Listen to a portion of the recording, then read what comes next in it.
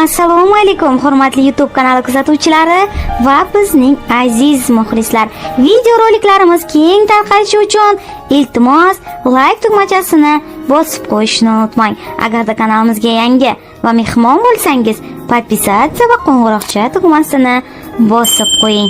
Qaynotasi muntazam ravishda tegajog'lik qilgani sababli oilasiga putur yetgan o'zbekistonlik 27 yoshli ayolning hikoyasi e'tiborimni tortdi.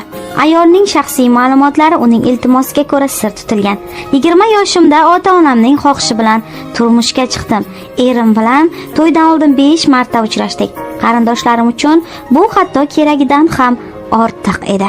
Ular haqiqiy muhabbat to'ydan keyin kelishini, bir-birimizni oila qurganimizdan so'ng tanib olishimizni aytdi. Ularning ko'pchiligi tanigan odaming bilan yashash zerikarli deyishardi. Afsuski, bizda ko'pchilik insonlar bir-birini yaxshi tanimay, oila qurganlar keyinchalik baxtli yashab ketadi deb o'ylaydi. Turmush o'rtog'im mehribon va oilaparvar edi. O'rtamizda sevgi bo'lmasa ham biz bir-birimizga o'zaro hurmat bilan munosabatda bo'lar edik. Yaqinlarim oila uchun bu yetarli ekanligini, nolimasligim kerakligini aytardi. Erimning oilasi katta edi. Uning ota-onasi, akasi, uning xotini va 2 bolasi hammamiz bir uyda yashardik. O'zbek jamiyatida bunday katta oilaning bir uyda yashashi normal holat. Shuning uchun bundan hayron bo'lmaganman. Oilaning barcha a'zolari bilan munosabatlarimiz yaxshi edi. Shu tarzda oradan 3 oy o'tdi. Keyin dahshatli voqealar boshlandi. Kunduz vaqti erim, akasi ishda, bolalar maktabda, qaynonam qo'shnilarnikida bo'lardi. Uyda men, o'g'lim Sevara va qaynotam qolardik. Uy kattaligi uchun ishimiz ham ko'p bo'lardi. Avvaliga qaynonamning xonasini o'g'lim o'zi yig'ishtirib, meni u yerga kiritmaslikka ko'p ham ahamiyat bermasdim. Kunlardan birida qaynotamning xonasidan g'alati ovozlar chiqa boshladi. Eshik tirqishidan qaynotam va o'g'limning qilayotgan ishdan shokka tushdim. Eshikni ochib, ushbu dahshatli manzara guvohi bo'lganimni bildirgim kelmagani uchun xonamga yugurdim. Ko'rganlarimni hazm qilish uchun 2 kun o'zimni kasalga soldim. Kelganimga endi 3 oy bo'lgan, uyimda yuz berayotgan holatdan shok holatda edim. Ko'rganlarimni hazm qila olmasdim. Miyamga sig'dira olmasdim. Qolganlarga nima deb, qanday qilib aytishni bilmasdim. Chunki hech kim menga ishonmasdi-da. Shundan so'ng men o'zim uchun qo'rqa boshladim. Qo'rqoq qizga aylanib qoldim. Hamma oila a'zolari kechki ovqatni birga tanovul qilayotganida dasturxondan birinchi turib ketardim. Kunduz payti esa qaynonamning yonida bo'lishga harakat qilardim. Bu dahshatli voqeadan so'ng 1 oy o'tdi. Bir kuni vanna xonani tozalayotganimda qaynotam kirib qoldi. Meni maqtay boshladi. O'g'li xotin tanlashda yanglishmaganini aytdi. Qo'rquvdan qaltirab ketdim. Hech narsa deya olmay joyimda qotib qoldim. U menga yaqinlashib, sochimni silay boshladi. Yoshroq bo'lganimda senga o'zim uylanardim dedi. Qo'rqib ketdim. Yugurib u yerdan chiqib, qo'shnilarnikiga bordim. Ular nimadan qo'rqib ketganimni so'rashdi. Men hovlida ilon ko'rganimni, endi uyga kirishga qo'rqayotganimni aytdim. Ular meni bir necha soat tinchlantirishdi. Erim kelgunicha ularnikida o'tirdim. Men yuz bergan voqealar haqida qolganlarga, ayniqsa erimga qanday so'zlab berishni bilmasdim. Qaynotamning tegajog'liklari yana bir necha marta takrorlandi. U ko'pincha meni burchakka tiqib, turli joylarimga teginar edi. Men o'zimni juda ojiz his qilardim. Qaynotamga bo'lgan nafratim esa kundan kunga kuchayardi. Erim so'zlarimga ishonmasligini tushunsam ham unga hammasini aytib berishga qaror qildim. Ancha vaqtgacha bu qarorimni qanday qilib erimga aytish haqida juda ko'p o'yladim.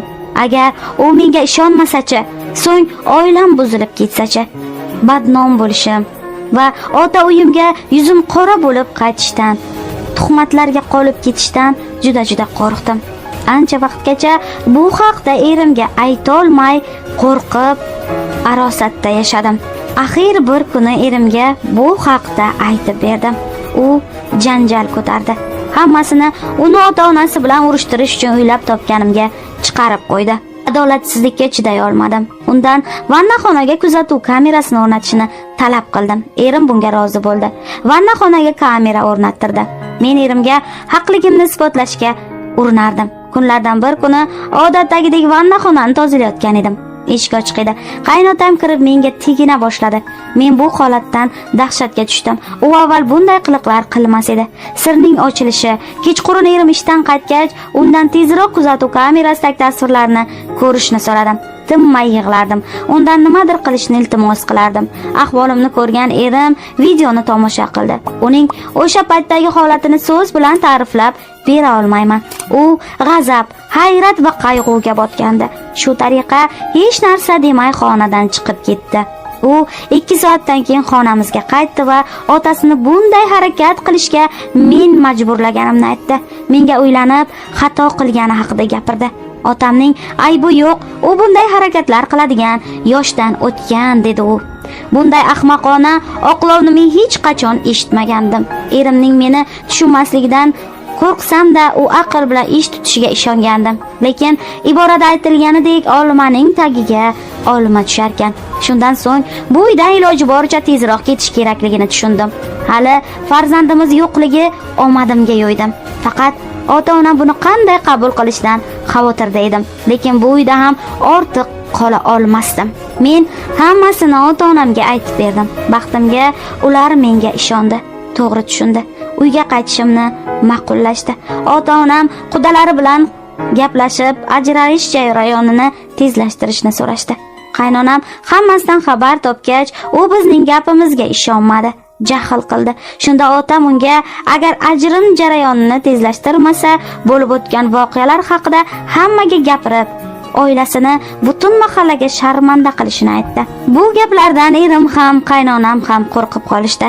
Ammo menga eng alam qiladigani, qaynotam bu narsalarni, bu gap so'zlarni inkor etdi. Go'yoki men unga ko'z suzganmishman.